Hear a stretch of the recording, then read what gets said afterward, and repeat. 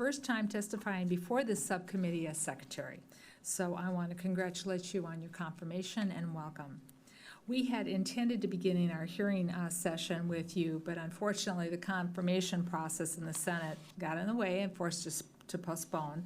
So today is our 15th and final budget hearing. So rather than leading off with you, you're the closer. Since March, we've heard from witnesses in the department's budget office, the permanent and acting heads of the Bureau, from the Assistant Secretary of Indian Affairs, and those who have been instructed and allowed, we've got a lot of feedback going on. I think they fixed it. I didn't know I had that much power. I guess it came back on. So we'll see how we go, but I apologize for the feedback that members are hearing up here. As I was saying, we've heard from the acting heads of the bureaus, from the Assistant Secretary of Indian Affairs. Those hearings have been instructive, and they've allowed us to delve deeply into the details of the budget. Today, Secretary Bernhardt will explain to us how the administration's proposed budget cuts, when taken in sum, impact and shape the Department of Interior and how they fit into his vision. Mr. Secretary, I'm also interested to learn how you intend to proceed with these controversial policies and proposals initiated by the previous Secretary. These include the administration's proposal to advance oil and gas leasing on nearly the entire U.S. Outer Continental Shelf, the rush to open up drilling in the Alaska National Wildlife Refuge, and in my opinion, the reckless push to mine and drill in our public lands, including in my home state of Minnesota, where sulfide ore mining poses a critical risk to the Boundary Waters Canoe Wilderness Area and Voyageurs National Park. It's also not surprising that President Trump would appoint officials whose ties to the oil and gas industry run deep, and that's because of his focus on, as he calls it, energy dominance. But I'm concerned about the administration's prioritization of profits for the fossil fuel industry over the protection of our national treasures and the conservation of our natural habitats. That's our shared responsibility to the American people, not only for today, but for tomorrow.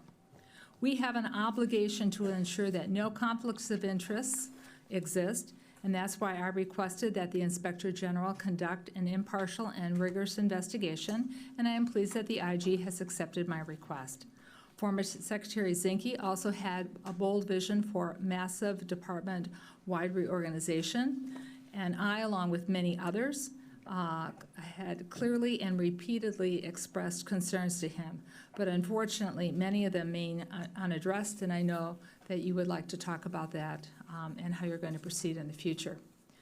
So I hope that you will articulate to the committee how the department will be reshaping these essential functions. Turning to the budget, as acting secretary, you led to its formulation, and you were responsible for the declining priorities and the cuts that it proposes.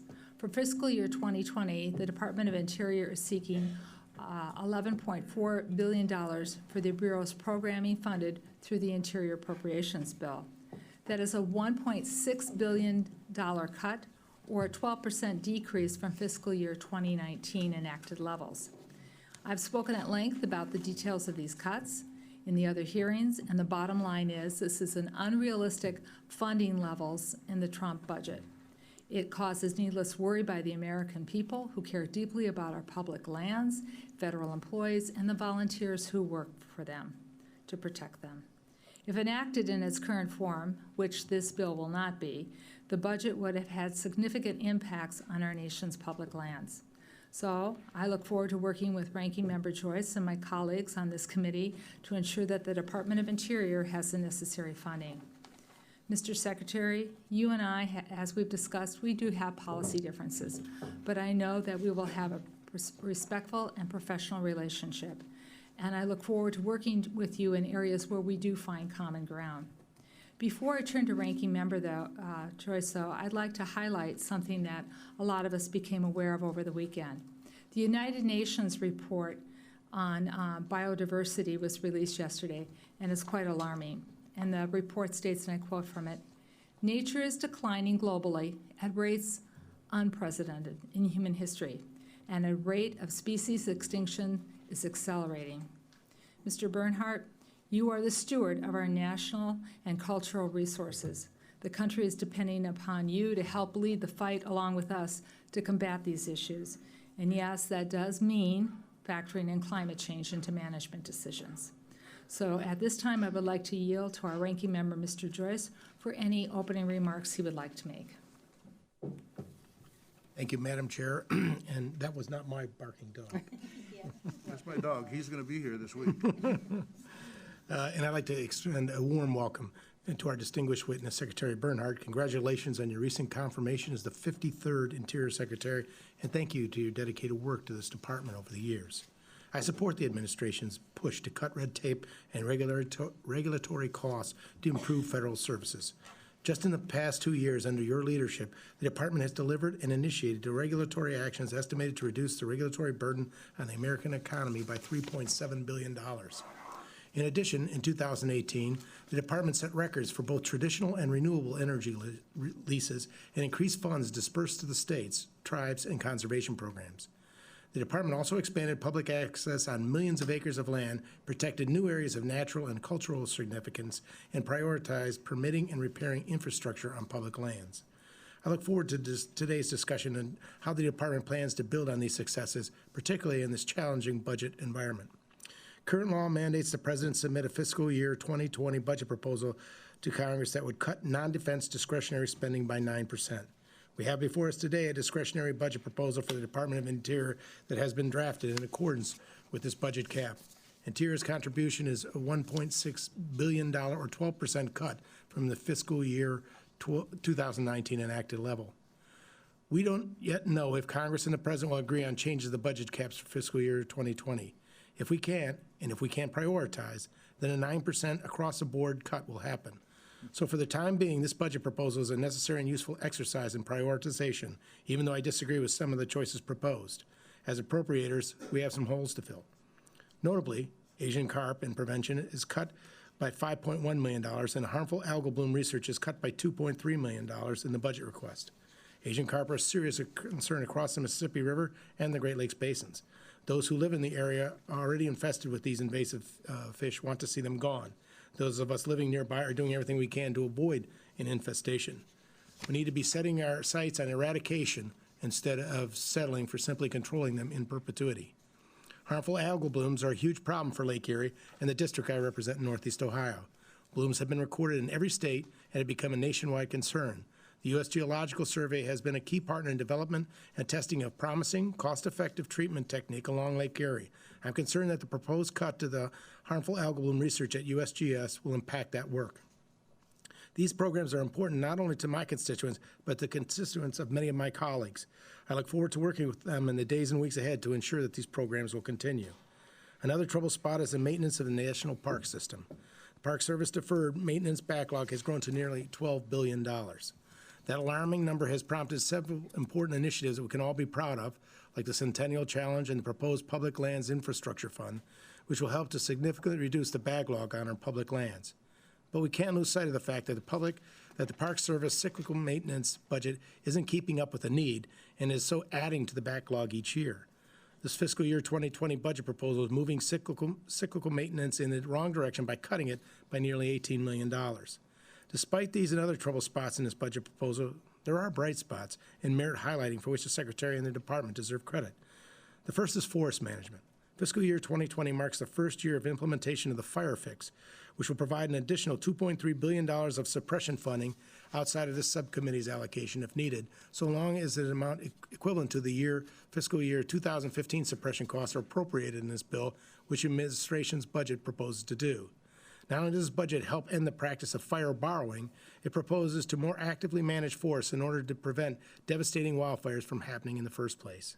I recognize that upholding the tribal trust obligation is a responsibility shared by all members of Congress, regardless of congressional district. I also recognize the federal government still has a long way to go before it can say that it is fully meeting its trust and treaty obligations.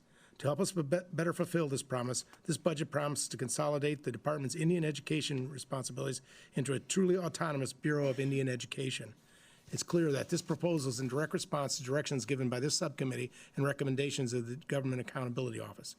Finally, budgets for the Bureau of Land Management and Bureau of Ocean Energy Management are proposing increases for both renewable and non-renewable energy sources. I agree with this all of the above approach because we can't protect American jobs if we can't power them. And increasing our domestic energy capacity is the right thing to do because it fuels our industries, improves the national security, and is better for our planet. With that, I thank you again for being here today, Secretary Bernhardt. I look forward to your testimony and our discussion, and I thank my chair for yielding me this time, and I yield back. Well, thank you. Once again, Mr. Joyce and I and the committee members welcome you. Please we generally do 5 minutes, but if you need a little more than that, feel free to take it, and we will put your full remarks into the record. And with that, Secretary Bernhardt, welcome again. Good afternoon, Chair McCollum and Ranking Member Joyce and other members of the committee. Can you hear me okay? I'm a little deaf and I'm never quite sure. You can? All right, good, that's great. I really do appreciate the invitation to testify before you today. You'll insert my written statement into the record. Let me begin by sharing a perspective with you, since this is my first hearing before you. And that is that I've worked for 3 secretaries, and I know several more. And they all have told me at different points in my career how important it is to have a good working relationship with this particular committee. So I do look forward to working with each of you and being candid on those areas where we don't agree, and listening to views and trying to find those areas where we actually do agree. So I think I'm excited about that, and I will do my best to make that happen. I know that you have already heard so much about the department. I spent some time going over everybody else's testimony, and I've actually attached that testimony to mine, so to refresh your recollection. And what I thought would be helpful to do is lay out kind of the bigger questions I think that might be on your minds, and then we can go from there. First, Chair McCollum, you've been very clear in your view that the President proposes and Congress disposes. As someone whose career began as a low-level staffer in the House of Representatives, I've always shared that view and appreciate it. And when we look at the bigger issues in the budget, from my perspective, it's probably useful to start with my views on reorganization. From my perspective, the President directed that we think about a reorganization, and Secretary Zinke put a tremendous amount of time and effort into a view. And his view of reorganization was probably best captured with 4 distinct activities. The first was to develop a unified regional boundary area for all of the bureaus except for the Bureau of Indian Education and the Bureau of Indian Affairs. And the regions that he initially conceived of were really rooted in science and focused primarily on ecosystems and watersheds. After he had received a lot of feedback, he kept that general area, but modified them to a certain extent to accommodate political boundaries. And we also kept the BLM state directors in place. That seemed to be a very important component for certain folks. So in August of 2018, this committee and its counterpart in the Senate allowed the department to move forward in defining those boundaries. And we are now moving to institutionalize those boundaries. And what that means is new departmental manual chapters, new alignment, not necessarily the move of people, but certainly the realignment in the boundaries. And I think that that part of the reorganization is very useful because I do think it means that our senior managers are all focused on the same geographical area. I think it means that we have opportunities to think about the department having one voice on multi-jurisdictional and complex issues. I think that's good. As somebody who served as deputy secretary, the role of deputy is also to reconcile disagreements between 2 bureaus within the department, and it seems like that could be something that could be done lower down. So that the bureaus have been modified, the boundaries have been modified, and that's institutionalized. The second part of his thinking was to contemplate moving headquarters elements of particular bureaus west. BLM has a lot of traction in that area. He also contemplated USGS. And from my perspective, when I became deputy secretary, a Senate staffer gave me a copy of the debate that created the office of undersecretary, which was essentially the deputy secretary. And at that time, in 1936, when the secretary testified and asked for a deputy, the back and forth was about how hard the secretary worked, which was undoubtedly true, but the members of the Senate were demanding that the secretary or this new deputy spend more than half their time out in the West. So I think this is an issue that we've thought about for a long time, and so I think there's room to think and continue to think and interest in moving certain headquarters elements west, and we want to do that. The third element he had was what he called a unified regional commander, and that was largely a commander in each of these regions, a regional director in each of these regions that would kind of be a super regional director focused on cross-jurisdictional issues, would also have a bureaucracy of its own. And I have serious questions about the utility of that, and I'm happy to talk to you about that. And that's part of his budget that I probably would say we can spend some time thinking about. Obviously, you'll spend time thinking about it all, and I'm not trying to take your space away in any shape or form. Every secretary has struggled to find the optimal solution for how you manage the regions as secretary. And different models have been used. Alaska has a political person that is in the secretary's office that's actually located in Alaska. Ken Salazar had different approaches. Our departmental manual allows for field special assistants. That's been around since the Reagan administration. So each secretary has tried to come up with the optimal approach to that. My view is that we can certainly use the field assistant in the near term. We can also think about a first among equals. So I have some ideas about how we might better manage that. The fourth component of reorganization is very important from my perspective, and that is the component of looking for opportunities for shared services in procurement, in IT, in human resources.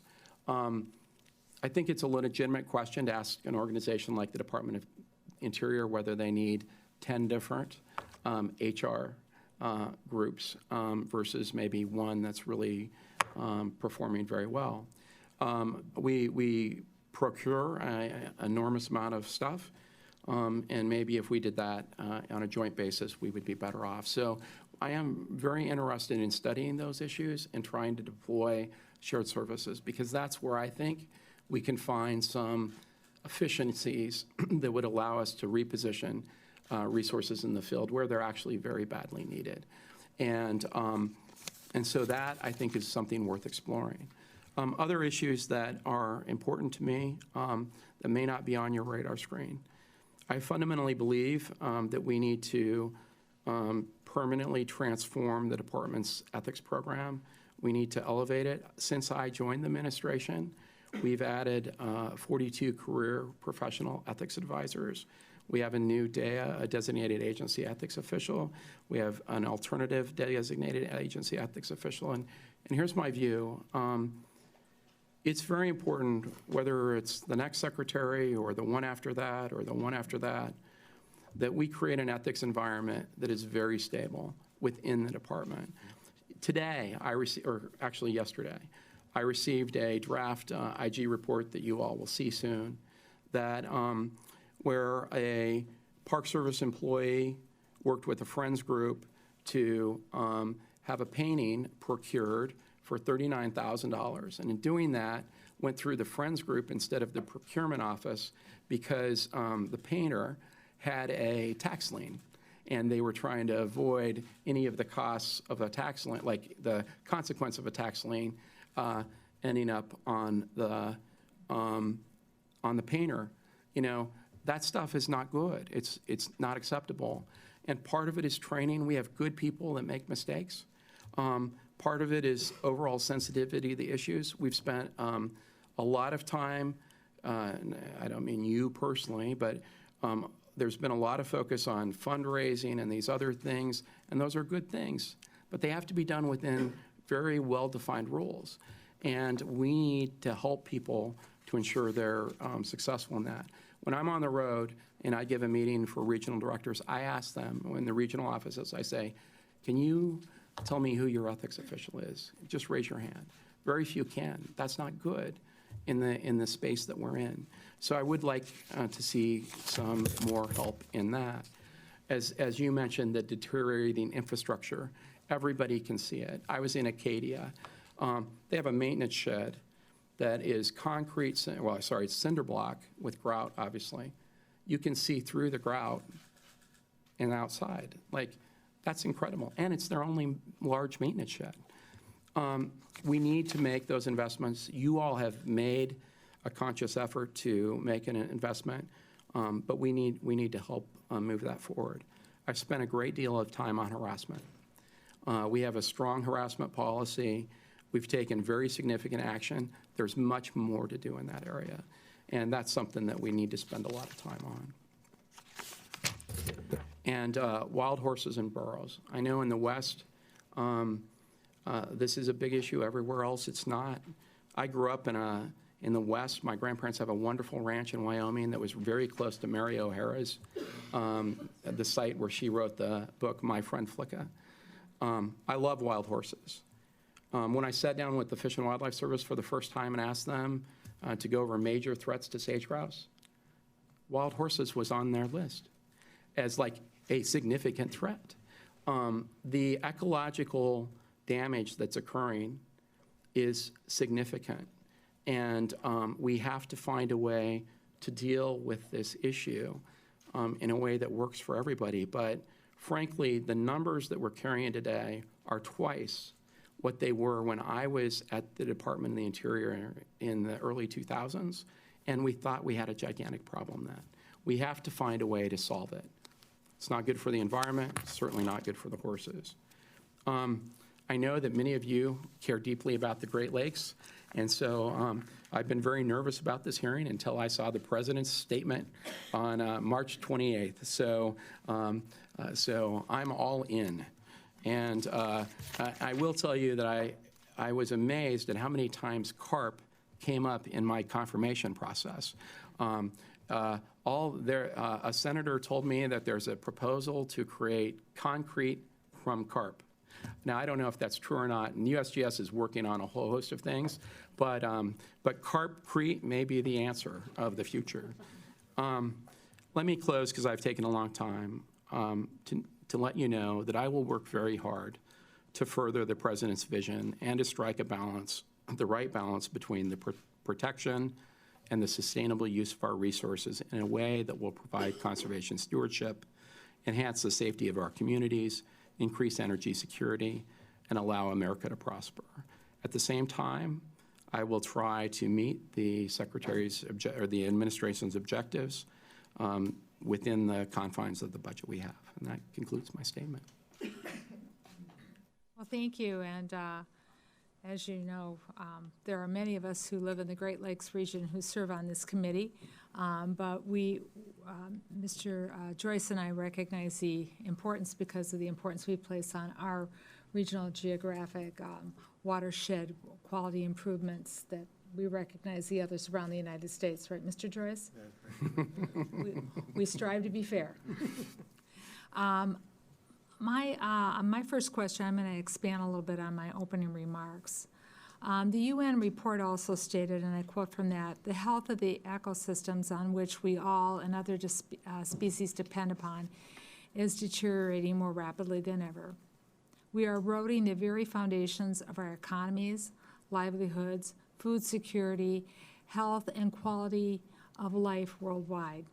Around 1 million animals and plant species are now threatened with extinction, many within decades, many more than ever before in human history. So, Mr. Secretary, like the fourth National Climate Assessment, this information is very sobering, and I believe it's a call for action. So with the release of this information, will the Department of Interior take a pause in its approach to energy development to re-examine the impacts of these operations on ecosystems, species, and habitats to see if there are better approaches? The report, and I'll just kind of bundle two other things together for you so you can respond in total. The report also states that the abundance of native species in most major land-based habitats has declined by 20%. And so I want to know how the department's going to work to sustain native plants on public lands, and I think you touched on it a little bit about the challenges we have with wild burros and horses.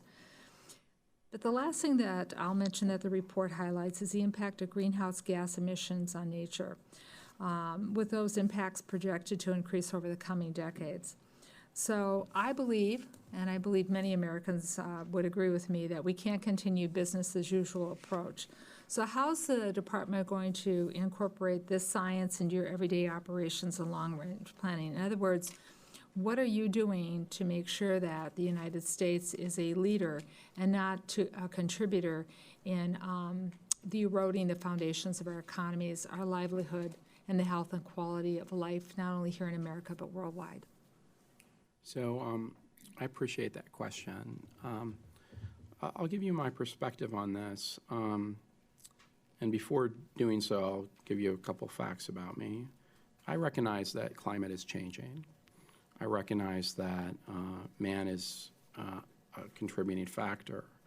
And I've spent a good amount of time with our scientists trying to figure out how the best practices we can utilize to factor their understanding of science as it stands into making informed legal and policy decisions. And I've spent a good amount of time with the fourth assessment, and if you look at that report, you don't have to read far, you can just read into the overview, and you will see that even they recognize that the largest uncertainty in projecting future climate conditions is the level of GHG going forward. And that really is because those future levels depend on a variety of factors: economic, political, technological, and demographic. And those are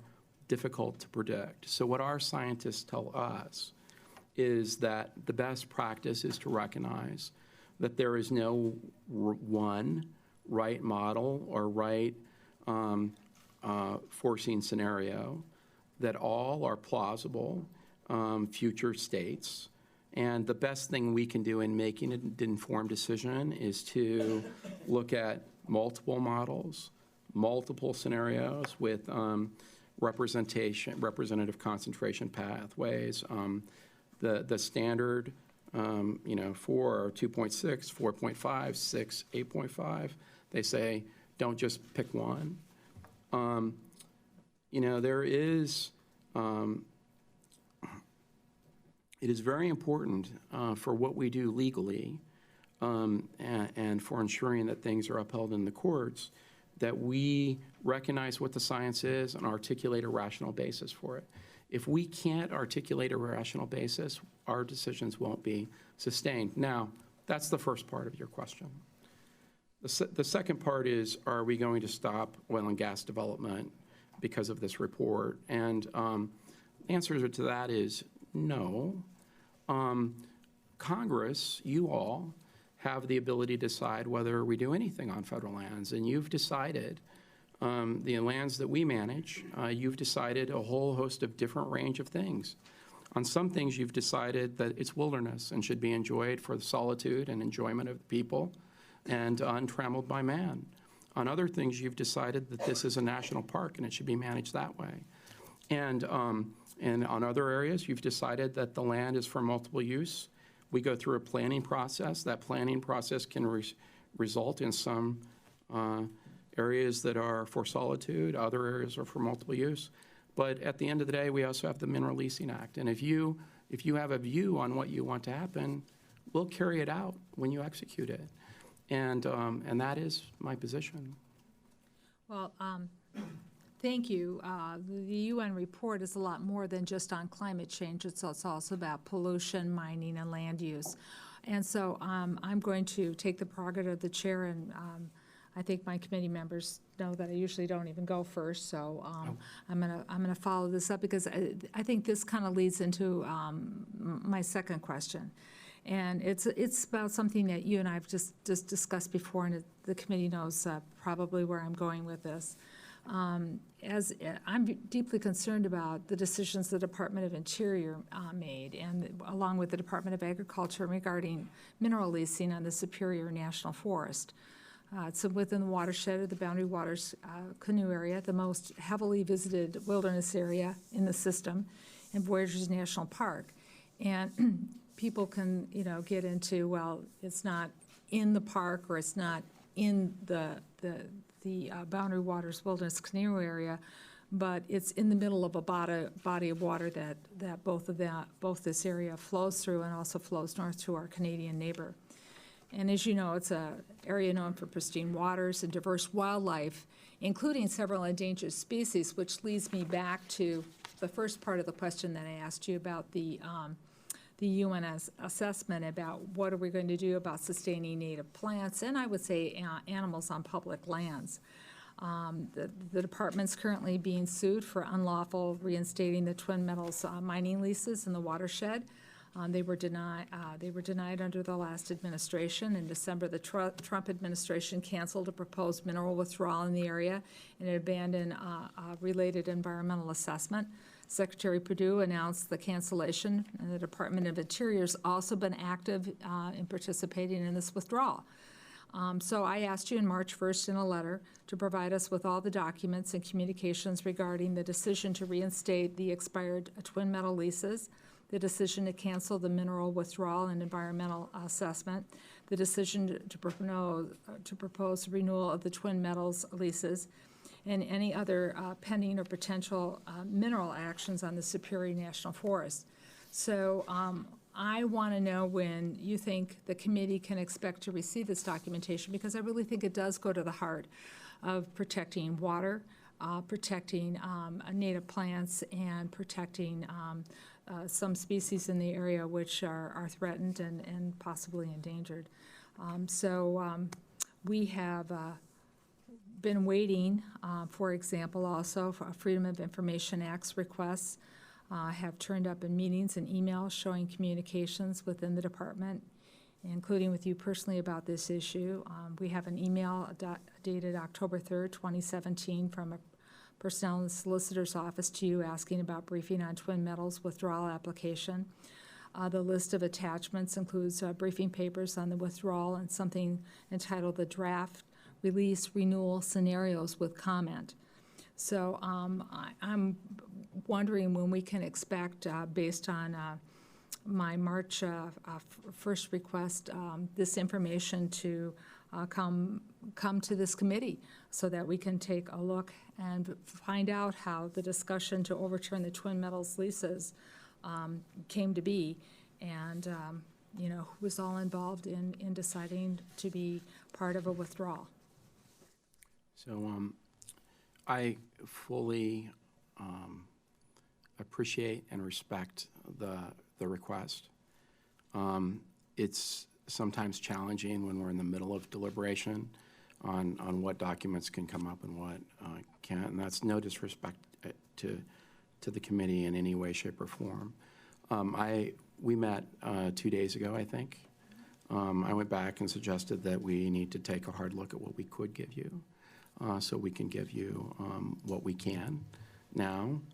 My view is that the Assistant Secretary will make a decision. There's two different tiers of leases here that are involved.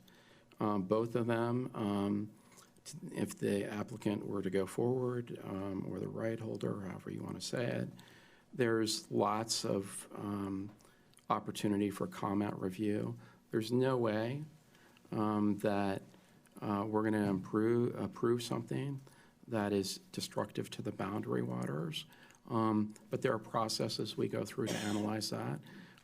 We can't approve a mine plan of operation that would cause jeopardy or adversely modify or critically or destroy critical habitat.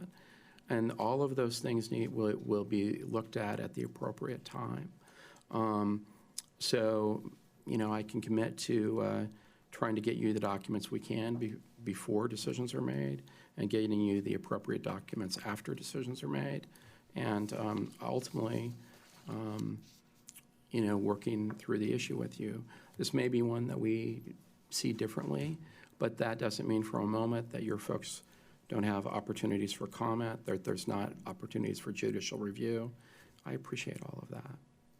Well, thank you. I'll be following up, but this committee is finding whether it is getting lists from the Department on School Construction and the Bureau of Indian Affairs and other places, EPA, and that sometimes it takes a long time to get a letter answered, and sometimes it's not answered very satisfactorily or with information that we need to have in front of us in order to make our budget decisions. But, sir, we will continue the discussion later. Mr. Joyce. Thank you, Madam Chair. Although funding for the Great Lakes Restoration Initiative resides within the EPA budget, EPA is required to use these funds to coordinate with several other federal agencies like the Department of Interior to carry out Great Lakes restoration work. As of October 2018, the EPA has sent $607 million to Interior bureaus to implement the GLRI. I'm glad to hear that you agree with me and other members of the subcommittee that Great Lakes restoration is an important priority of the department.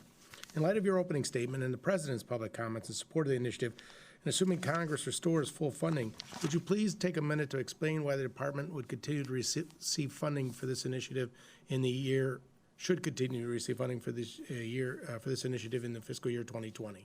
So I think from my perspective, the reality is that several of our bureaus are actually involved here. Obviously, the Fish Wildlife Service, it's been mentioned. The U.S. Geological Survey, I think the Bureau of Indian Affairs, and even the Park Service are all involved to some extent. And their efforts go to support projects like habitat restoration, invasive species detection and mitigation, working to address algal blooms, and even tribal resource restoration with the Fond du Lac tribe. So I think it's a whole host of items. Obviously, I know that in your hearing with Director Riley, he talked about some magical ways that you could detect the presence of carp and other things. And so, look, I think if you give us the money, we will spend it. Well, the USGS budget proposed a reduction of roughly $2.3 million and 9 full-time equivalent personnel from harmful algal bloom research. As I mentioned in my opening statement, the USGS has been a key partner in the development and testing of a promising, environmentally friendly, and cost-effective treatment technique along Lake Erie. I'm concerned that the proposed cut to harmful algal bloom research will impact this important work. Please tell us how and where the USGS proposes to scale back its harmful algal bloom research, since this affects almost all 50 states at this point. Well, I think Director Riley'd say, he worked at NASA. He dealt with very significant cuts there, and they still were able to get the International Space Station up. I think he feels very strongly that he can accomplish his mission with the budget as provided, and we'll do that if that's what we end up with. Well, in the 2020 budget proposes a combined $13.5 million in the Fish and Wildlife Services and USGS budget to control invasive Asian carp and prevent them from entering the Great Lakes. The subcommittee's investments in the recent years in Asian carp control and prevention now easily numbers in the tens of millions of dollars. Would you take a few minutes to update the Committee on the Interior's accomplishments to date with these recent investments in Asian carp control and prevention and your objectives for fiscal year 2020? So I think that their USGS and Fish are very proud of the development that they're seeing in the development and use of early detection tools using Asian carp DNA. They're containing Asian carp with injected carbon dioxide at pinch points. They're identifying potential spawning locations. They're enhancing and targeting commercial removal. Could you take a moment to update us on the contract fishery for Asian carp that the Fish and Wildlife Service was beginning? So it's my understanding that they're targeting removal efforts that really are at the leading edge of the invasion. They're working with state agencies to engage with commercial fishermen, and our goal continues to be eradication. You know, it was just a few years ago under a former EPA Director McCarthy that I got her to admit that she had no problem with us fishing them to extinction, which is something we would wholeheartedly applaud. Well, I think the word eradication is pretty definitive. Is it a potential to eradicate it? Do you feel that there's a Oh, potential? well, that's over my pay grade. I honestly don't, I don't want to get in, but I know if carp concrete can exist, there must be a strong demand. Thank you. I yield back. Ms. Pingree. And they're not yet in the Great Lakes, by the way. That's the real goal, right? Keep them out. That's right. Well, thank you very much, Mr. Secretary, for being here today. I got a chance to say hello to you earlier, and thank you for your recent visit to Maine. We appreciated it, and your story about the maintenance building is very true. It's a huge embarrassment, and also just a real challenge for the many hardworking people who have to try to get the job done in that building. And also, I know you talked with us in the state about the Katahdin Woods and Waters. We're very proud of that and really happy to have your support.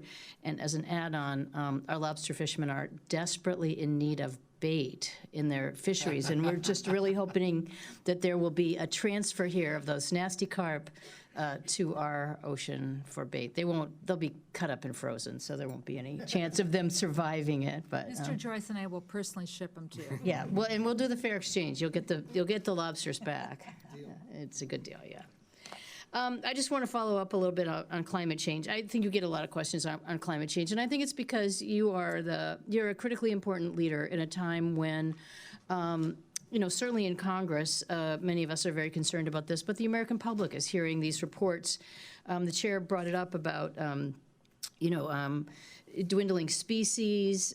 We talked a little bit about the National Climate Assessment in 2018, which was approved when you were Deputy Secretary there, so you were able to review that, and it goes into a lot of detail about detrimental things happening to areas in the DOI's mission, the Department of Interior's mission assets, the extreme weather, the impact on the national parks, the challenges that the tribes are having in many communities, having to move in places. It's serious everywhere. And so I guess I want to get you to say something about being more concerned. I've read some of the things you've said before, and believe that you have good intent, but I don't think we can say anymore when 99% of the scientists with multiple lines of evidence are saying, climate change is a problem. And yes, you said earlier, it's about the demographics and the economics. Well, the population is growing, and our president would say the economy's good. So, this is only pushing it further. And when you mentioned a political factor, you're a political leader right now that we are counting on. I come from Maine, and the ocean is warming there at a rate 99% faster than the rest of the world. Ocean warming has a huge impact on the weather that we're having. And more importantly for us, it's causing huge change in our fishing industry. Ocean acidification is likely to have a huge impact on our shellfish industry and our way of life. So I see this as an important role for the department. So I guess I'm going to ask you two questions about it and just try to push you a little more about it. Because in the National Climate Assessment, it talks about how the department anticipates and mitigates and protects these regions. And I'm in an area that really is feeling this. How do you see your role in helping us to adapt? And what in our budget is doing that with these budget cuts? And I guess the other thing that I'm concerned about is that there seem to be a lot of science vacancies at the Department of Interior, there's no real way to fill it in with this current budget, although I know we'll add more. But can you give me a number about how many science vacancies there are? Because if, in fact, you still think there are some questions about this, then I'm hoping you have all the scientists you can possibly have around you and that our departments are full of them helping us to make these good assessments as these rapid changes are happening. So it's kind of two things. Isn't this really your job? Isn't this your job? So in terms of adaptation, I think we're doing a number of things that we're looking at in terms of some USGS studies. But the real question is, isn't it my job? And my perspective on this is probably a little different than yours. If I were to ask for a Lexis or Westlaw search, and for somebody to give me the number of times that the secretary is directed to do something, you'd find that there are over 600 instances in law that says, I shall do something. You know what there's not is a shall for I shall manage the land to stop climate change, or something similar to that. There's a shall that tells me to provide people to work on reports. There's some authorization, but there's no shalls. I mean, you guys come up with the shalls. Yeah, but let me just And with interrupt. If the climate change assessment said these things are within the Department of Interior's mission assets, and there are Alaskan natives who are falling through unreliable ice and dying in their villages, and their villages are shrinking at an unsettling rate, that is part of your mission. Absolutely. And I'm not saying you have to fix the big picture, but you have to acknowledge that there is massive change going on. I think I just did. I recognize that climate is changing, and I recognize that we, as a result of that, need to be thoughtful in our decision-making and account for that and do it in a way that is robust and legally defensible. And so I'm not saying that nothing is happening. That's an entirely different question. And we do factor into if we see wildlife impacts, that needs to factor into our decision as to whether or not we list or delist or downlist. We are in the vast majority of our decisions where it's relevant, we're already taking into account of it. You keep talking about being legally defensible. I'm not sure, if scientists are lining up behind this as a big concern, where are the legal, I'm out of time really, so I can't keep pushing you on this, but maybe we can follow up with another conversation. I'd be really interested to know where you think the legal challenges are that you can't move ahead. Because if there's something legally stopping you, then we're Congress, we make the laws, let us know. We'll work on that for you. I need to turn back my time, but I appreciate that, and I will follow up with about the science vacancies, because I do think it's really important you have critical find that information, and number out. I'd like to know what the number is. I yield back. Thank you, Madam. We'd like the vacancies for the record. Mr. Stewart.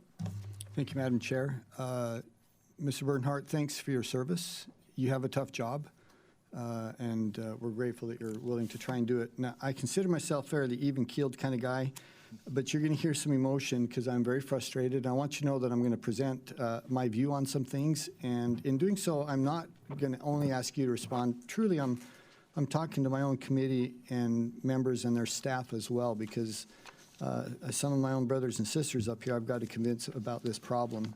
A little more work to do. I'm going to read you a list of people and ask yourself what these organizations have in common. Listen to this. The American Society for the Prevention of Cruelty to Animals, the Society for Rangeland Management, the Humane Society Legislative Fund, the National Cattlemen's Association, the Humane Society of the United States, the American Mustang Federation. I could keep reading. I won't ask you what's in common. I think you know. These are a very diverse collection of organizations and people and groups who have come together after 5 years of working on this. We've got this incredibly diverse group of people to come together and to agree on a plan that will eliminate the problem of western horses, of wild horses in the Western Range. And look, I didn't ask to be the horse guy. It just was thrown in my lap. And if you ask me why, it's because it's a problem in the West, and it's because I care about these animals, and someone's got to do something.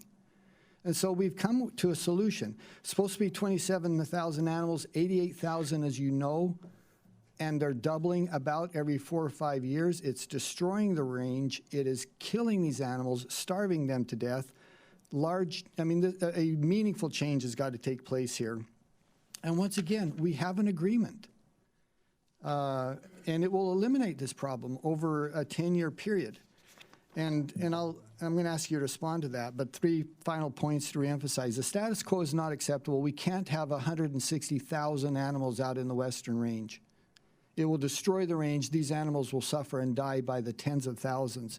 The second thing, this is a once-in-a-lifetime opportunity. We have an agreement.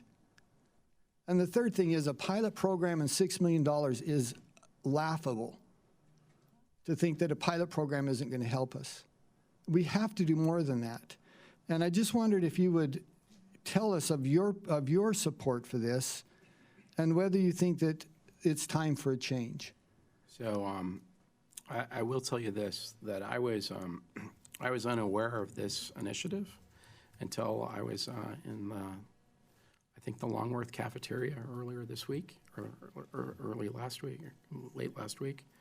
And some folks came over and sat down with me, and they're from, I think, the ASPCA. And they started talking about this, and I went back to the office and I said, is this even, like, is the group of collaborators, I mean, is this even actually true? And they looked into it. Here's the reality. The status quo is not working, and nothing we've tried before has worked. And our current program, well, it's a good effort, okay, but it's also not going to work. And my biggest concern about this program is whether it goes far enough, whether it whether it maybe needs to be more than they proposed. But if you love the land and if you love the wild horses, you have to come to the conclusion that the status quo is terrible. No way around it. So, and I should bridle myself, no pun intended, in the sense that I am frustrated by this, and I don't mean to diminish the efforts of the committee or others who've been working on this for a long time with me, because this has been not just my efforts. It's been other members of this committee, some of my Democratic friends, and some of the staff. But we just have to do better than we've done, and I don't know what else to do to try to move this forward. Last 30 seconds, 2 things for you. If you're going to move BLM headquarters, Utah is a great place, and we'd certainly welcome you. And we could argue the benefits of that, but Mr. Simpson would agree with me, I'm sure. I think he's talking about Boise, Utah. Yeah. And the last thing is there's a thing we'd like to work with you on, and that's hydration equipment for our firefighters. They're out there improvising right now. They're carrying around bottles of water and improvising their own straws to suck out of, their own water containers. We think there's a better answer for that, and it's important for us to give them, equipment that when they're in the heat of a fire, that we would help take care of them and their health. And I'm happy to work with you on that one. Okay, thank you. Thank you. Madam Chair, I yield back. Thank you. Thank you, Mr. Stewart. At this time, I would like to ask my colleague, Ms. Watson-Coleman, for any questions she might have to the Secretary. Thank you, Madam Chair. Thank you, Mr. Secretary. I come from New Jersey. We depend a lot upon tourism at our ocean side. So obviously, I want to talk to you a little bit about drilling off the coast. Democrats and Republicans, we kind of agree on this issue, that we're in opposition to drilling off the coast of Atlantic. So our state has been very concerned about this administration's proposal to open up the outer continental shelf to drilling. I certainly was pleased to hear that those plans are on hold, but it's very concerning that the administration is planning to proceed with the seismic air gun testing, a practice that causes extreme injury to marine animals, including dolphins and whales. Considering the harm to wildlife, what is the justification for engaging in seismic testing when there is a little prospect of offshore drilling anytime soon? Well, what we do is we receive these applications and we process them. I don't think we're at a stage where any have been approved, but we go through the process. What applications are you talking about? The The seismic seismic? applications, yeah. And, you know, my view would be that there's seismic that occurs out there for other things already that don't need a permit from a BOEM. But we'll go through, we'll do our analysis, we'll make our decision. And I think the way the regulation's written, if we say that there's a problem with the permit, then we need to explain how their application could be corrected. My own view is like, we shouldn't be afraid of information. If we can do it lawfully and it can be done responsibly, the data itself is not something that we should be afraid of.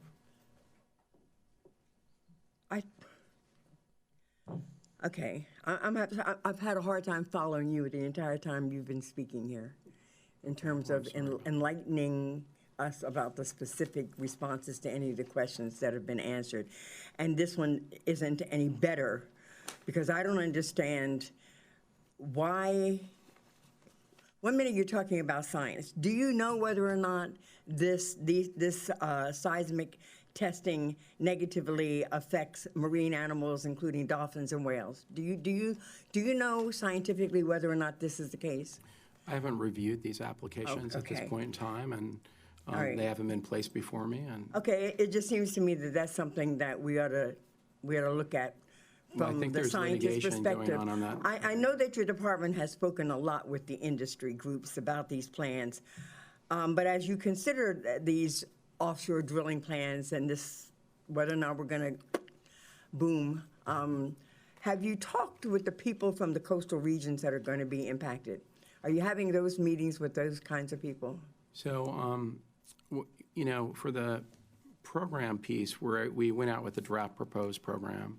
And I know that Secretary Zinke went and spoke to several states. I personally went to Delaware, and I don't want to get the community wrong, but it's Bethany Who are you speaking to when you were out? So when I was there, I went with the governor and met with some business owners and folks that had the potential to have their businesses in. They're primarily tourism-related businesses. I grew up in a community that was heavily dependent on tourism. And I can assure you, if we go forward with this plan, we will have lots of meetings in lots of communities. Thank you. Mr. Bernhardt, I want to have a lot more confidence in what the Department of Interior is doing and how it's going to impact our wildlife, our potentially becoming extinct species, whether or not we're doing the right thing from a climate change perspective. Ms. Pingree asked you specific questions. You say that you're doing things regarding climate change, but you've not informed us of any one thing that you are doing that is addressing that issue. And for me, I'd like to know the specifics of what you think that your agency is doing to mitigate some of these problems that she's talking about. I particularly want the Atlantic Ocean to be a little bit warmer in Maine because I can't get in it right now, but I understand what she is talking about. I also have a whole list of other questions regarding reports that have been done by your department by long-term employees with regard to the use of 2 pesticides in particular, and how I understand you were the one in particular who held that report back, and I want to know what is happening as a result of it, and will we be getting some other report that specifically deals with the impact of those 2 pesticides? And if I could find the name of them right now, I would try to call them out to you, but I know you know what they are. Well, if you, Someone was trying to whisper them to me. I'm sorry. I was going to say what we can do is we can work with you so that you have them listed. We can get a question for the record submitted, and we will ask the Secretary's office to respond back that. I know what it's like to scramble for a word when you have a lot of paper in front Well, of it's you. just two little pesticide words that I'm sure Mr. Bernhardt, I'm sure as there an are two industry pesticides with a- representative, recognizes them, so With I'd a big appreciate a impact. response. So I'm happy Thank to you, sit I down yield So with we'll and get talk that for about the those record. issues, too. Thank you. Mr. Simpson. Thank you, Chairwoman. Congratulations, Mr. Bernhardt, on your promotion and your confirmation process, which I hope never to encounter. But we're glad to see you here. First, let me ask you, last summer I visited the game mine on the Fort Hall Indian Reservation and heard concerns about the need for further cleanup. I don't have an ask of you today on this, but I would like to invite a dialogue with your department, the EPA, and other partners such as the tribes, the state of Idaho, and industry to see if we can find some common grounds on the cleanup in the area in the future of the Greater Pocatello and Fort Hall Indian Reservation, and I would invite you to those. I want to start by saying I applaud your work on realigning the sage-grouse management plans. The careful and thoughtful process has included conservation groups, states, ranchers, local community leaders. You oversaw this as Deputy Secretary, and now you have the chance to implement them as Secretary. Given that you essentially returned the proposal, which was the original Idaho plan, put forward, makes me very comfortable. Idaho's plan was a co-preferred alternative from the last administration before they went a little outside the scope of their authority.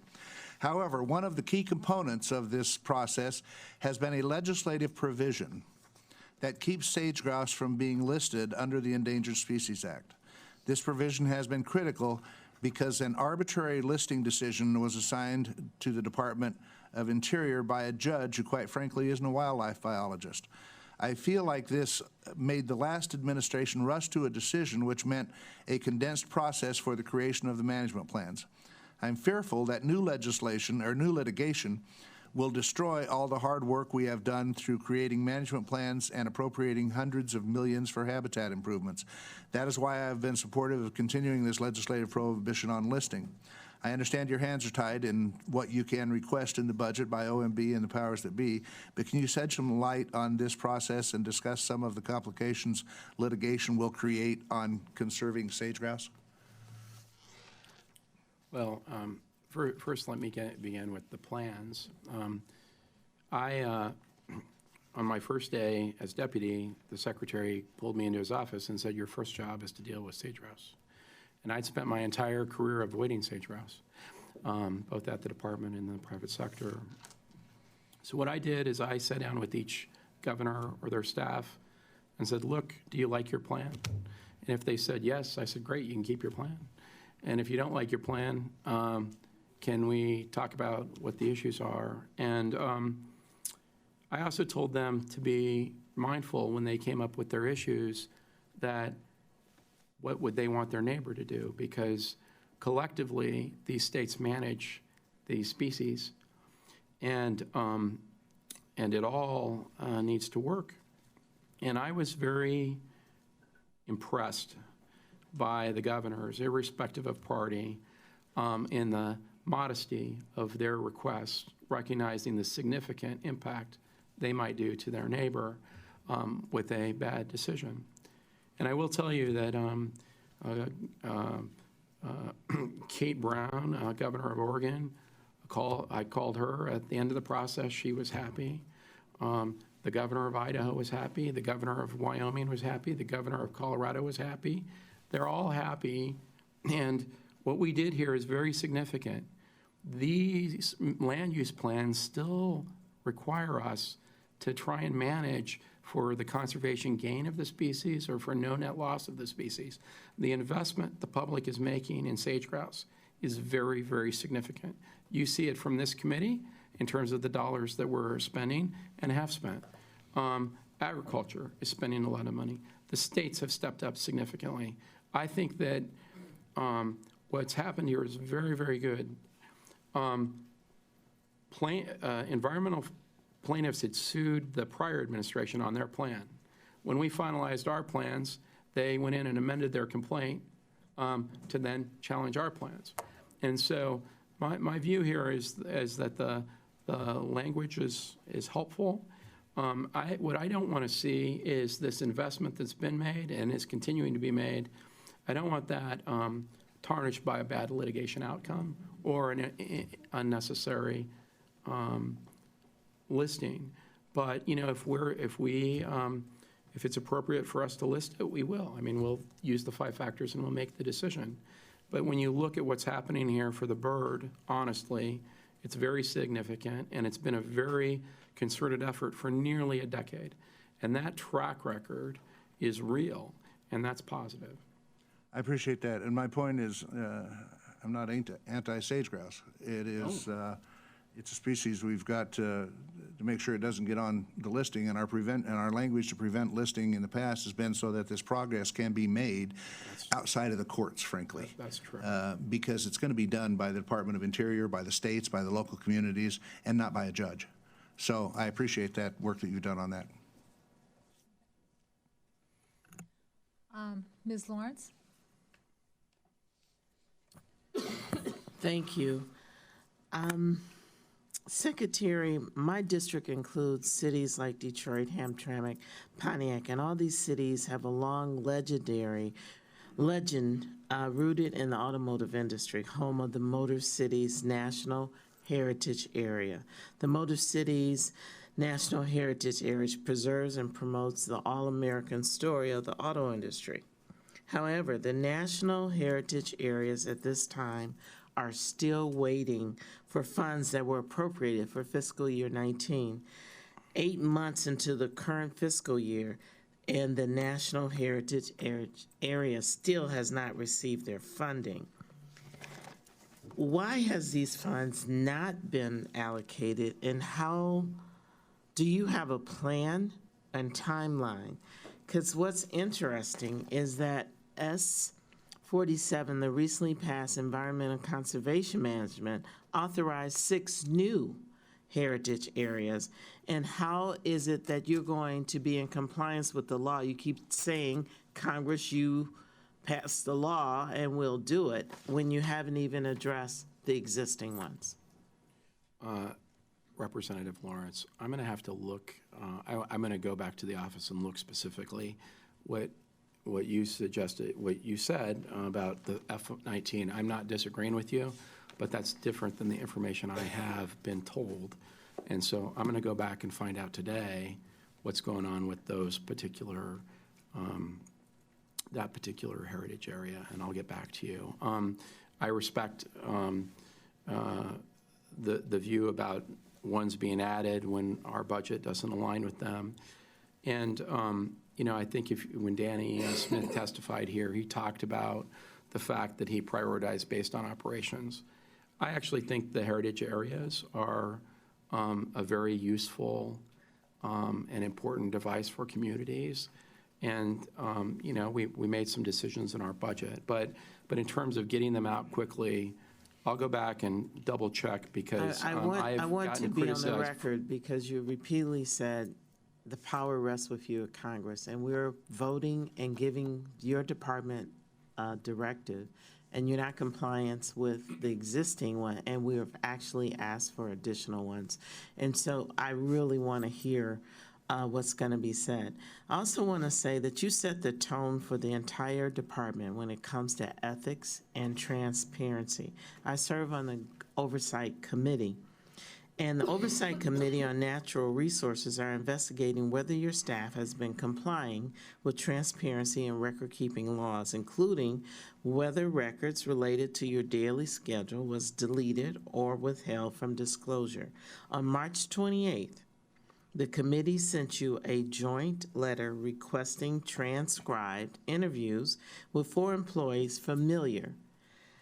It has been over 5 weeks since the committee issued the letter, and the Interior has not scheduled the interviews or allowed the employees to contact. What are you doing, and when do you plan on scheduling these witnesses for interviews?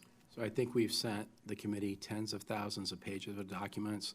They'll see every single calendar entry made from the day We're talking about the We have every witnesses' single document. interviews. You have so much to review. We've offered a But briefing. we as Congress and asked for them to come, and the last time I checked, you don't determine how we get our information. I appreciate what you've sent, but the issue on the table is scheduling the witnesses for interviews, and you, sir, are the person who's responsible and set the tone. So I want to know, when do you plan on scheduling these witnesses? I want to be very, very clear here. We have offered additional briefings, we've offered material, and at the right, we think it's not the appropriate time for interviews. So your But- position is that you have the right to tell Congress Yes, when and absolutely. how the information will be? Of course not, but we do have a right to have a process that's fair and responsive. And, So you with think all the due- process in all- isn't in fair all and candor- responsive? In all candor, you sent these secretaries requests, and they obviously have to make their choice. But you're talking about individual employees that have been long-standing employees within the department. And when you want to shoot at me, that comes with the territory.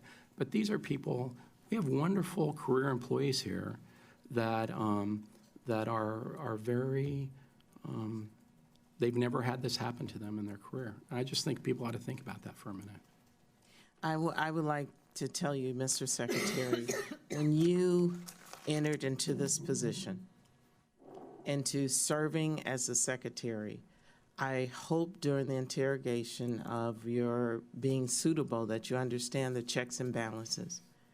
Somewhere along the line, this perception that when a committee on Congress asks for a hearing, that we are now engaging in war. We have, throughout the history of Congress, conducted government oversight. And the request for the information, if there's nothing to hide, the transparency piece serves more than Congress, it serves the people. And my time is up, so this will be my last comment here. You have been requested to comply. And with all due respect of all the power and the experience that you have, you are required to comply. And I am really frustrated right now being in Congress. Every time we address this administration, you are creating a new criteria for responding to checks and balances and transparency. And I expect, without having to go to court and demand it, that you, as the secretary, comply. Thank you. I completely respect your role under the Constitution. Thank you, and for the record, we have things that we've requested, and this was a request made by another committee that the member serves on, who also does oversight over your jurisdiction with Mr. Cummings. Mr. Quigley. I want to follow up on what Ms. Lawrence said, Ms. Secretary, and that's, look, she talked about a proud, rich heritage that her district has on certain areas. I don't shy away from it. I'm from Chicago, which has a less than Proud, rich extraordinary reputation on certain things. But I got to tell you, it's pretty impressive. 4 days into your tenure, the Inspector General opened an ethics investigation into a, quote, wide assortment of questionable conduct on your part. So spare us that we're coming after your career employees. As you say, this is about you. And the questions raised, leaving meetings with questionable private interest off your public calendar and changing your public calendar, which may violate federal record laws, rolling back endangered species protections to benefit your former clients, engaging in illegal lobbying activities, and blocking scientific study on the impact of certain pesticides on several endangered species to benefit the makers of these pesticides. I got to tell you, I'd respect you a lot more if you said, my predecessor didn't get carried off on people's shoulders for being the most open and ethical person in government, and I'm going to do pretty much what I can to follow the interest of those not in the Department of Interior or what Interior is all about, but the corporate interest I'm really put here to do. I'd respect you a lot more if you just came out and said that, than said, we're coming after your employees. So if you could, without saying that we're blaming your employees, what is your response to the fact that 4 days in, the Inspector General opens this investigation? So my response is that I take ethics extremely seriously. I believe that public trust is a public responsibility. I believe in maintaining an ethical culture, and I believe that I have fully complied with my ethics pledge, my ethics agreements, all laws regarding ethics, and all regulations. I actively consult with the ethics officials, and I am very confident in our not only my ethics practices, but my record-keeping practices. So that is what I'd say, and I take offense to the concept about profiting and your allegation that I'm here to do the bidding of Prove me wrong, sir. Well, let me prove you wrong. The presumption is that I came here just like you to do the work of the public. At the end of the day, you were elected to a position. I've gone through a process. I've been confirmed for that position. I had to file petitions and get votes, sir.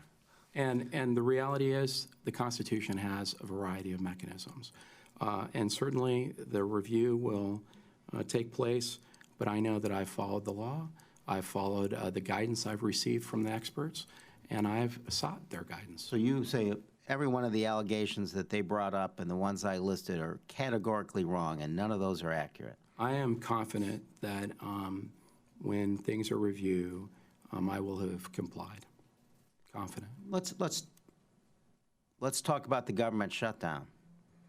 You kept part of your agency open, the part that reviewed new drilling on public land issues. Over the course of the shutdown, these workers approved 15 new leases for drilling on public land and 71 new permits for offshore drilling. But during the shutdown, you did not act on maintaining services that dealt with stewardship, conservation, or even the very basic That's outrageous. responsibility of looking after our nation's national parks. That's outrageous. Let me give you some facts. When I was, It is outrageous. let me give you some facts. You asked the question. So number one, I think the shutdown began on the 21st of December. On the 25th, I was out on the National Mall picking up trash, filling up a truck from the National Park Service because there was no one else to do it. Why wasn't that essential? That the issue here, and this is a great question. So what I realized is that was over, that our contingency plan was not sustainable. It was not going to be good for the parks. It wasn't going to be good for the people. And so I made some decisions that people can criticize. But the reality is what I did, the action I took, put people back to work, and we have money. You get a quarterly report talking about our carryover. We have money, and I put that money to work. If you and I thought did it was important enough lawfully. for you I to did go it out and pick lawfully. up litter, why didn't you think it was important enough to keep your workers out there, keeping our national parks Well, that's not- clean that's not and the not way- permanently damaged? That's not the way the contingency plan was made. As soon as I realized that, we began a process to evaluate different alternatives, whether it was under that Anti-Deficiency Act or other alternatives we might have. I came up with an alternative, and we changed the contingency plan. We My time addressed is it. up. Thank you, Madam Chair. I believe before my distinguished colleague got here, you talked about you have taken the steps to hire 45 ethics. 42. 42 ethics people to help with the agency, so you will avoid any conflicts or help your employees avoid any conflicts or issues going forward. And I thought of enough to write it down because that seems to be an awful lot of hires. But anyhow, expanding on the point of my distinguished chairman, you had opened the parks, or you went through the contingency plan, and you felt it important to open up the parks. Where was the stream of funding that you used for that? So basically, after people miss their first paycheck, if they make $18 an hour, you know what they are doing? They're hurting. We had people that were calling our ethics office asking if it was okay to sell their plasma. And you know what I decided? I decided I was going to look at every tool we had, irrespective of the popularity, and see what tools existed. It turned out that here's the way the Park Service contingency plan worked. They would basically shut things down, like the Statue of Liberty. And then they would turn to the state and say, hey, if you want to keep the Statue of Liberty open, it'll be $780,000. They did this in Arizona at the Grand Canyon. They were asking for money to keep certain locations open, certain locations closed. And at the same time, they were sitting on over $200 million of fee-generated revenue. And when I looked at the legal authority of utilizing the fees, what had been done in the past, which I've provided this committee, by the way, all of the past owners, when I did that, I realized that we could protect the parks by making sure that they had law enforcement, that they were cleaned up, and that they were safe. We could allow people to go. I was married in a national park, and or right outside in Estes Park, right outside Rocky Mountain National Park. And the concept of not being able to use the park for my wife's and my wedding, I'm not sure I would have survived that event. I don't think when the Congress and the House, or the Congress and the President can't agree on the budget, we necessarily need to close the parks if we have $300 million sitting around. But you know who was really happy about that? Is the people on the mall that got to go back to work and have that money knowing that they were going to have a paycheck in a week and a half or so. If you would have gone one more day with the shutdown, the people that I had working would have gotten some pay, others wouldn't, and they would have been happy about it. They need it. They're the least, many of them are the least compensated people we have in our work. And it's fundamentally wrong to have money and not put them to work if we can lawfully. The suggestion Mr. Quigley has is make them essential and not guarantee them pay. That's a hell of a statement. Thank you. And the money that was spent, or the money that was expended during that period of time, was that returned to the coffers for the use in rehabilitating or the care that's necessary to be done after the shutdown? The way you wrote the CR, we were able to basically re-examine that and ensure that the operation account money was spent. And so actually, technically, not a penny of the fee money will have actually been spent, which is pretty significant, and we really appreciate that. And I've heard this brought up on a number of occasions, and I find it a little disturbing that the parks, people, American citizens, or maybe not, came into the park during the time the parks were shut down and did damage to things like the sequoia trees and other things. Do you know from any investigation, that wasn't interior employees, those were just random individuals who came into the park So during I that think, time? so one of the flaws of the initial contingency plan, in my opinion, was, and I think the contingency plan was sort of a reaction to the 2013 shutdown that I'm not very familiar with, but they even they tried to shut the World War II Memorial, which if you've been there is really not a facility that embodies that. But as a reaction to that, it was let's leave things open. I think what I did with the plan is keep people there to have law enforcement, amenities like restrooms, other things, keep those things going, allow for fair management of the people so you don't have fights about campsites, other things like that, manage it, and do that while not providing all of the services, the video in the visitor center, maybe not even the video center. I called it basic services that fell within the program. And I think if we do that for future events like this, we can have both the enjoyment of the parks and the protection of the parks. And that's really what my policy goal was. Well, preferably we'll do our jobs and we'll never have a Oh, well, that shutdown would be again. true, too. I yield back, Madam Chair. Thank you. Before I ask my second round of questions, I want to get a couple of housekeeping things straight. GAO is looking into the way the fees are being used, so that has the referee has not made the call as to whether or not that was a appreciate correct decision, and we'll find that out shortly. The oil and gas employees were brought back, but part of the problem that and I don't have the statute in front of me, but having read more about deficiencies and shutdowns than I ever want to have to again in my life, part of the challenge was that you also should have brought back the wind and solar employees back, and only the oil and gas, and so as you go forward with contingency plans, but just that was not necessarily a perfect call. That's, I think that I would find that entirely acceptable. If that oversight exists, we can change the contingency plan on that. Well, the law wasn't followed to the full spirit of the law when only part of the employees were brought back and not all of them were. Then to your comment, sir, about your quarterly reports, Mr. Joyce and I are trying to get the Interior Appropriations Bill ready to go on the 15th. Mr. Joyce and I will be meeting shortly to go over some numbers.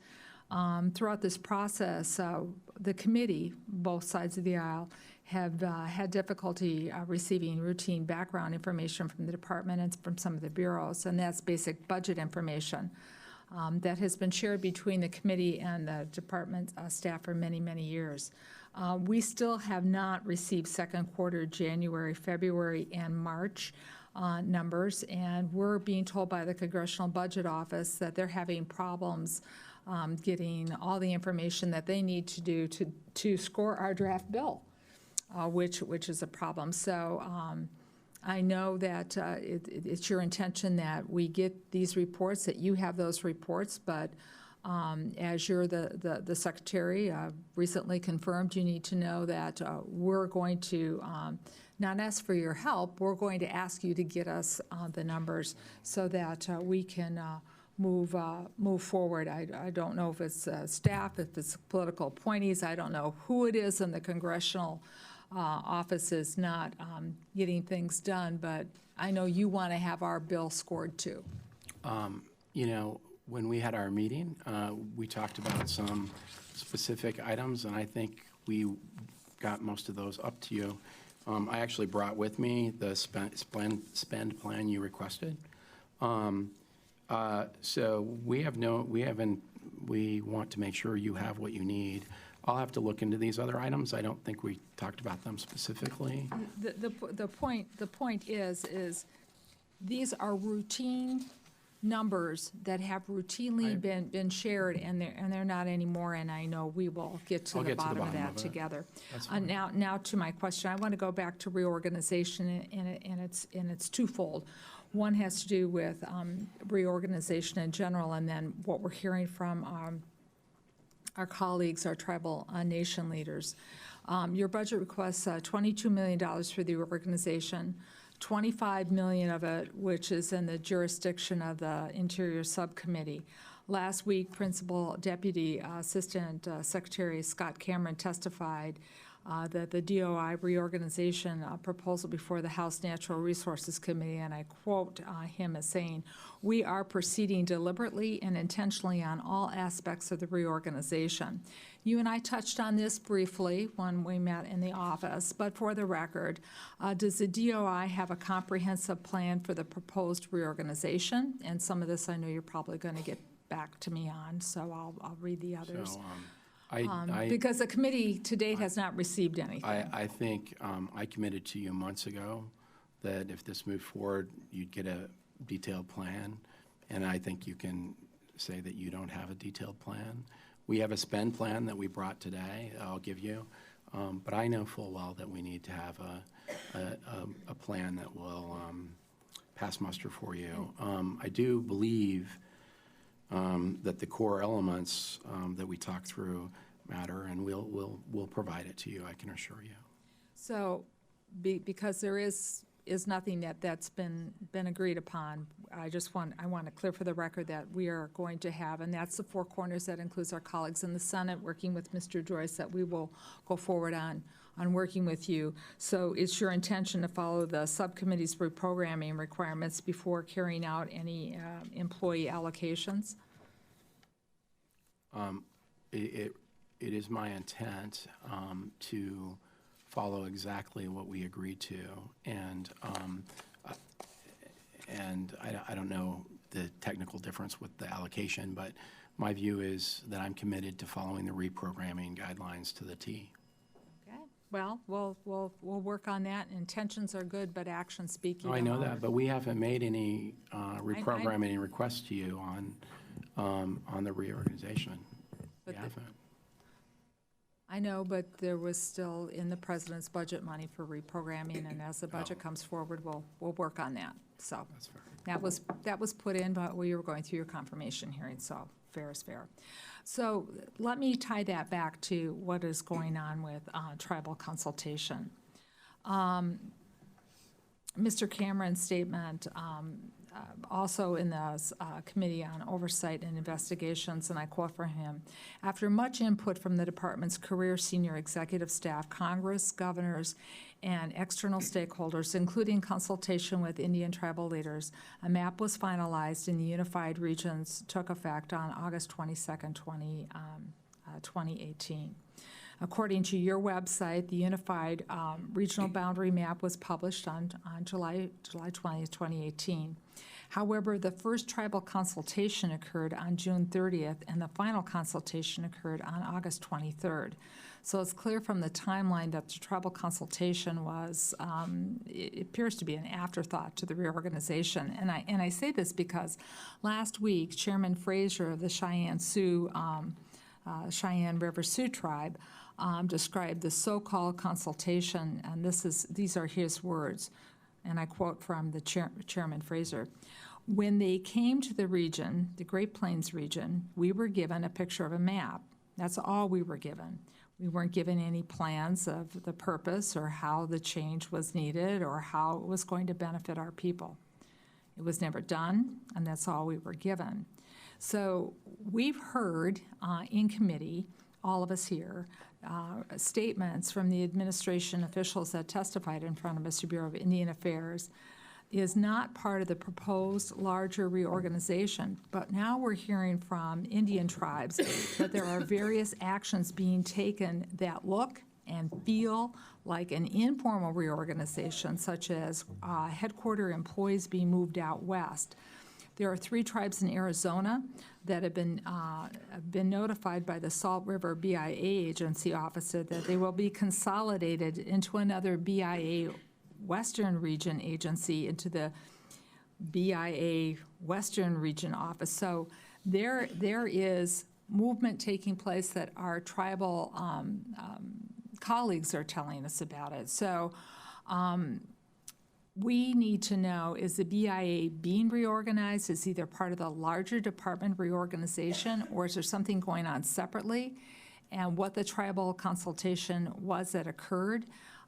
Is there a BIA reorganization that is still being considered as part of the larger reorganization? Is the department proposing to consolidate the Salt River BIA agency office into either the BIA Western Region agency or to the BIA Western Region office?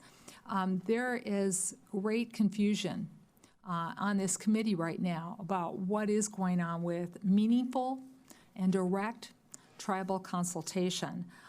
So we need to get to the bottom of this, and we need to get it quickly. I know that the movement to a separate Bureau of Indian Education was well received by this committee, and we look forward to working and making that be a successful program.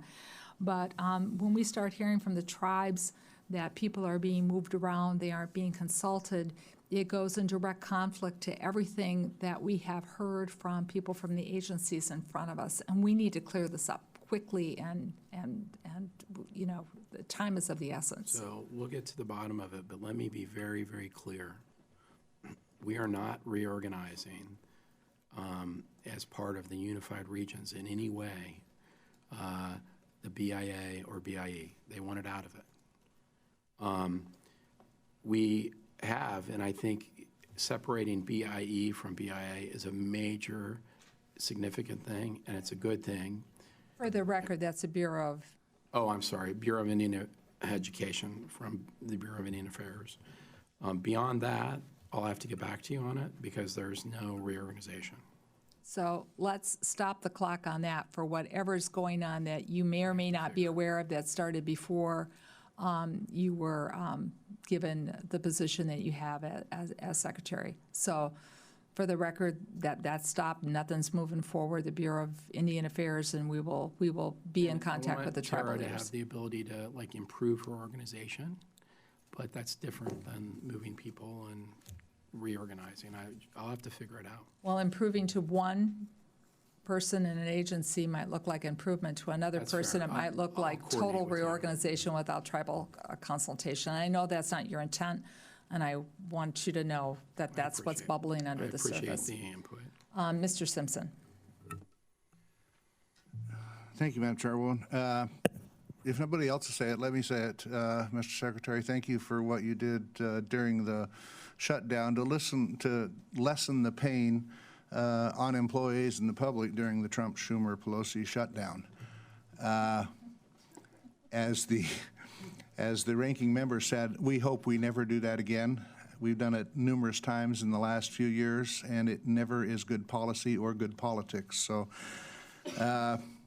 in 2018, we were able to pass language in the omnibus and the Farm Bill addressing forest management. Specifically, there was language that would allow land managers to address fallen trees on power lines and right-of-ways in an expeditious manner. I don't have to tell you or the public why this is important to wildfire prevention. Can you shed some light on the implementation of this provision, which you know as vegetation management? So we're trying to move very aggressively. We have that provision. We have the president's direction. We have Secretary Zinke put out a direction.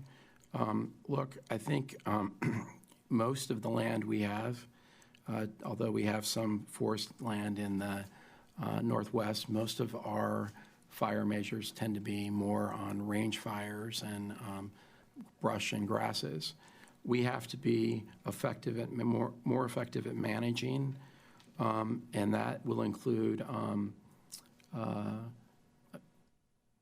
significant efforts to maintain and bring areas into a realm of reason, or these fires are going to be out of control.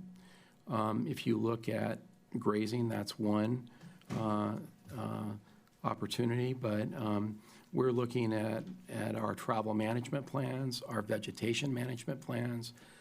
We're doing everything we can, and obviously we've proposed some legislation as part of our budget regarding NEPA, but we have to be more aggressive in this area.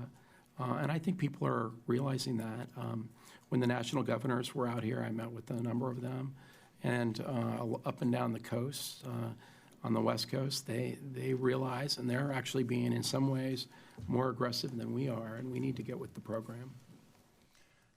Deferred maintenance. I noticed in your budget that you expand the legislative ask for the Public Lands Infrastructure Fund to include BLM. I think this is a great addition and something I authored in 2 bills last year, the Lands Act and the Restore Our Parks Act. Both have received great bipartisan support.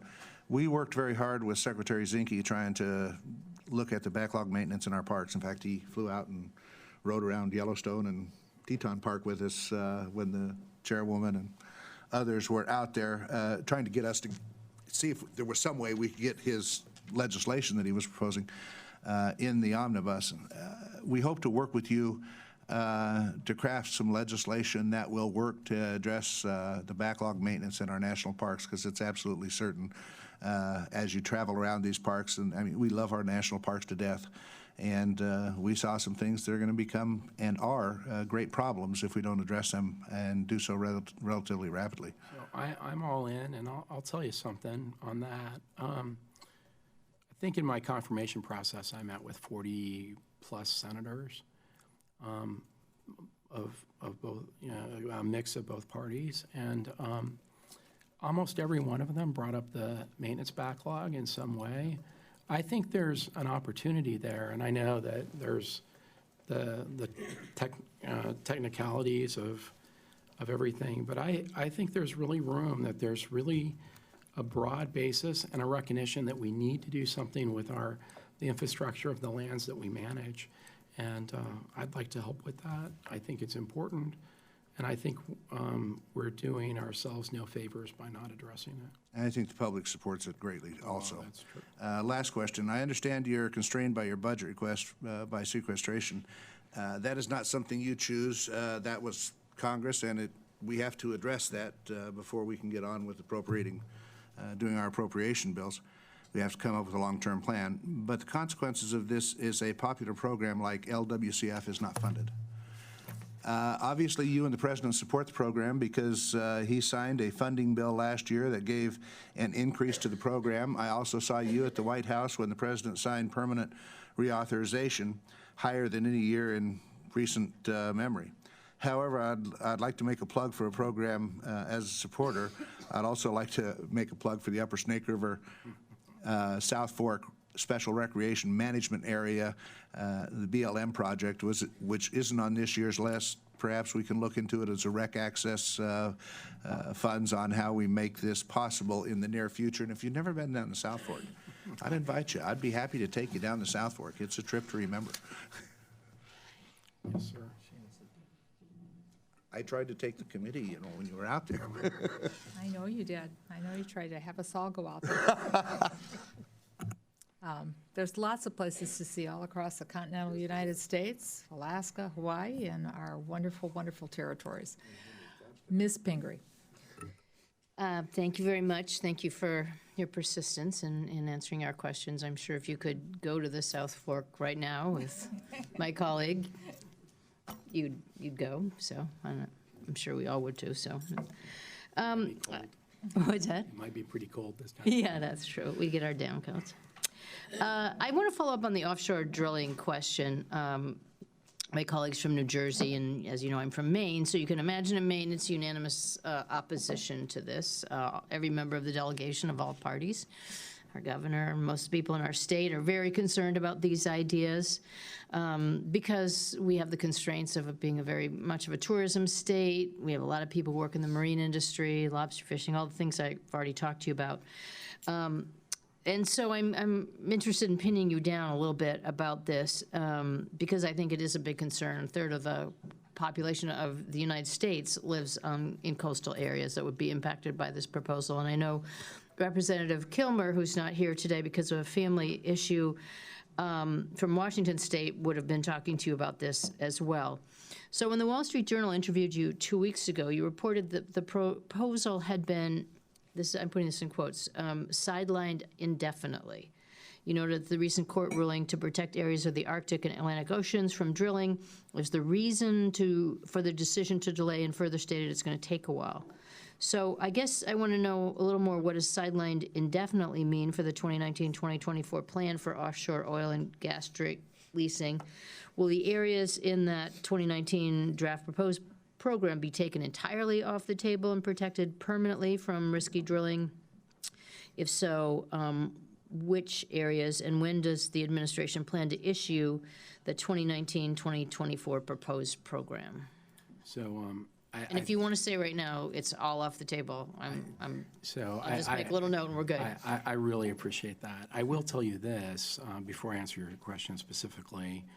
I recognize Maine has a phenomenally beautiful coast, and it's an important the OCS is an important economic driver to you. I had a good chance to have a discussion with Senator King about this. I got to respond to Senator Collins about it. I appreciate it, and I will say that for the history of the program, really probably since the history of the Submerged Lands Act, I'm not aware of a single lease that was ever developed over the opposition of a state. And when you look at what we are required to do under the law in making a decision, the views of a state are very important. So I want to tell you that right at the outset, and I mean it, okay? I mean it. Now Now, our process is one where we request information, then we develop a proposed, we take public comment, we then develop a proposed program, we then develop a proposed program with a draft proposed program, then we develop the proposed program, and then we develop a proposed final. Right now, where we are is the draft proposed program was developed and put out for comment, and the thought would be, okay, what are we going to do next on the proposed program, just so you know where we are. I don't think that article quotes me saying sidelined indefinitely. That may be a quote from the article, but I don't think those are the words that I would have used. So you're not saying it is currently sidelined? What I was trying to express is like, look, one of the important, in developing a program, one of the important components to start with is where things are available. And under the Act, Secretary Zinke said basically we're going to look at everything as we winnow it down. At the very beginning of this administration, the president made a decision on a decision that related to a decision that President Obama had made, and a district court has found that that decision was unlawful, and that decision is then likely to be appealed. I don't want to say it's definitely going to be appealed because ultimately Department of Justice makes that call. But my concern right now is, okay, I have options. One option is I just proceed forward as if the case didn't exist. Another option would be to take the case, and even if we think it's wrongly decided, take it as gospel and develop a plan. Both of those things seem odd to me, particularly when I don't know for sure the outcome. And so my view is I'm grappling with what is the best pathway, what makes the most sense, and I haven't made a decision on that yet. And from my perspective, we have a plan in place through 2022. So I have a little time to get it straight. And what I'm trying to do is make the most informed decision based on the factual situation that I find myself in. I will tell you this, that there's no way a plan's going forward without a lot of comment. I'm not going to surprise you if we go forward with a plan, and I'll promise you that a plan is not imminent at this time. I have to work through these issues, and they're not, the outcome is not certain. Well, I think you know that we certainly hope the outcome is certain in the negative, and my time is run out, so I can't ask you any further questions, but when you tell me how many science vacancies that there are, I'd love to know how many science vacancies there are at BOEM, because I do think it's important to have good scientists there doing the evaluation, and That should be easy to give you. thanks. I yield back, even though I didn't have any time to yield back. We have 15 minutes left in the hearing, which means we have 3 more questions, and then Mr.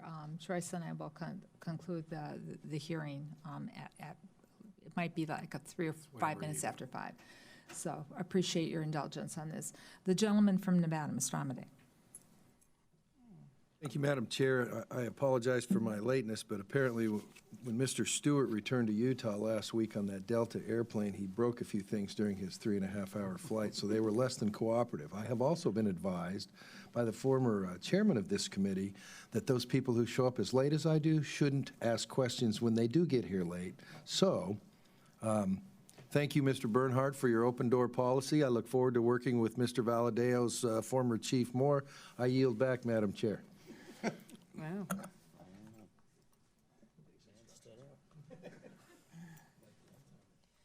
Well, you notice that was the former chair. I always welcome your questions. So, Ms. Lawrence.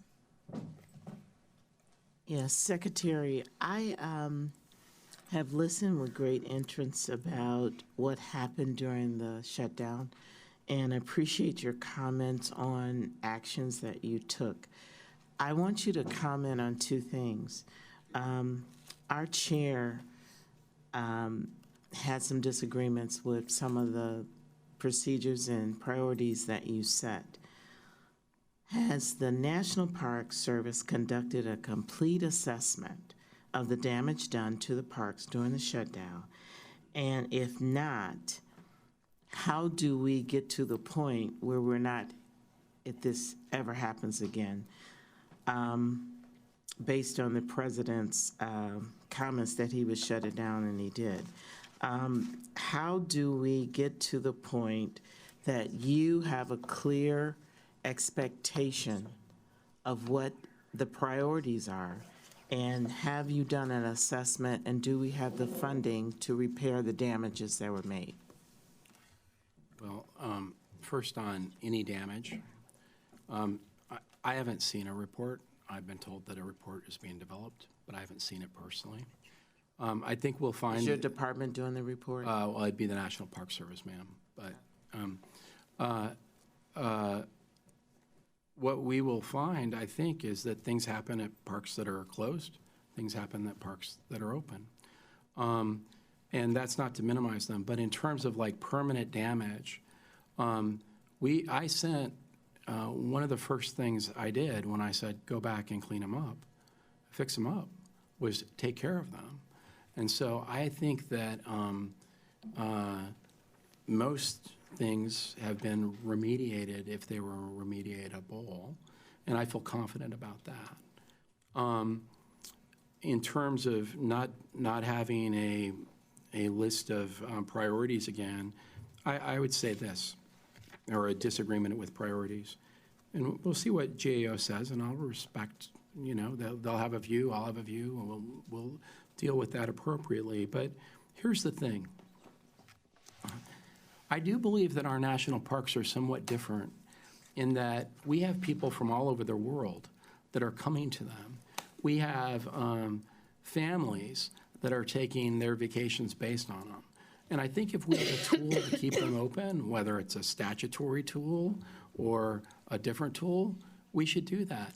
It has tremendously negative impacts, the closure, on the gateway communities around the parks. It devastates them. It has tremendously negative effects to our employees. And if we have the money and can spend it appropriately and lawfully, I'm for that, to be candid with you. And if you have a different method, or we think that this contingency plan should be different, here's what I believe. I believe that our contingency plans were based on a theory of a very short shutdown. And that might have been okay, but that was wrong in a long shutdown. And we adjusted our plans accordingly, and I feel that that was a good decision. I had to make that decision in the middle of the moment. And look, I think I'm the first person in history that's taken over the Department of the Interior during a shutdown. And so, and if you look at some of my memos, they have typos because I'm the guy typing it. And so, but I also feel good about the decision. When I was out in the mall, I realized that it was not a sustainable position. We had to look at the choices in the law and make the best one I could, and I'll defend it. And I appreciate that other people can have differing views. I do. Well, I appreciate what you're saying, and I agree that we should review our policy and make statutory policy as far as what should happen. Because while you were put in this situation, I respect the challenge of it. We had an expectation, and if you have an expectation, it should be policy that you must follow. So I appreciate that, but I would ask this committee to please follow up, and so that we have a clear understanding of what damage was done. I don't want to hear later on that, well, we're not doing certain things because it was damaged, and you're saying that there's no funds to fix it or to repair it. So if the National Parks is doing an assessment, you said you think they are, right? I think they are. So I would just like to see that. Thank you, Madam Chair. I thank the gentlewoman for her question, and shutdowns do have consequences. We have requested that. I'm sure the Park Service will be forthcoming, but there were people who, in Indian Health Care Services, who couldn't access diabetes medicine. There were research projects, I know, at the University of Minnesota that were totally destroyed because of shutdown policies. So a lot more than our parks were affected by that. That's why we need to work hard to get our bills passed on the floor, get the Senate moving, and get them signed into law. With that, I turn to Mr. Quigley. Thank you, Madam Chairman. Sir, and I appreciate the fact that an important moment of your life happened at Estes outside Rocky Mountain. That's correct, right? Yeah. I was there in 2017 with the National Park Conservation Association, studying the effects of climate change on the national parks. And I think it's worthwhile for you to appreciate the fact that while we were observing whole swaths of sides of mountains with gray skeletons that were trees suffering the ravages of climate change, and in the day we were at the headwaters of the Colorado River talking about how a degree change in temperature dramatically alters just how much precipitation is snow or rain. And as a result of climate change, a lot more rain, a lot less retention, and impacts on the park, but also all those who benefit from the Colorado. You know, and at that moment we were shooting this out on social media. Your boss, the president, decided to pull out of the Paris Accord. So it's important for us to understand how the actions here by this administration have dramatically altered the future of our national parks. But I want to follow up on Ms. Pingree remarks and talking about drilling on our coast. In May of 2017, your predecessor directed the Bureau of Safety and Environmental Enforcement, pronounced BESI, to review the well control rule. This was a key offshore drilling safety measure issued during the Obama administration. It was to address the shortcomings of offshore drilling safety that led to, it was done following BP's Deepwater Horizon disaster. Last year, they issued a proposal encouraging energy exploration and production of outer continental shelf and reducing unnecessary regulatory burdens. This might be one of those regulatory ones that are necessary. It reduces tests to key equipment such as blowout preventers, which are the last ditch defense against massive gushers. It allows drillers to use third-party companies instead of government inspectors to check equipment. So you can appreciate why people are even more concerned with the fact that this was never going to happen and that burdensome regulation. And the fact that it wasn't there led to the BP disaster. And we've seemingly opened the door to this, and now talking about opening the door to further exploration and drilling where it can do the most damage. Doesn't this rule change concern you and give you pause about moving forward? So I would, first off, suggest that we have an opportunity to brief you on the well control role. I think that you would find the briefing useful. I think you would find that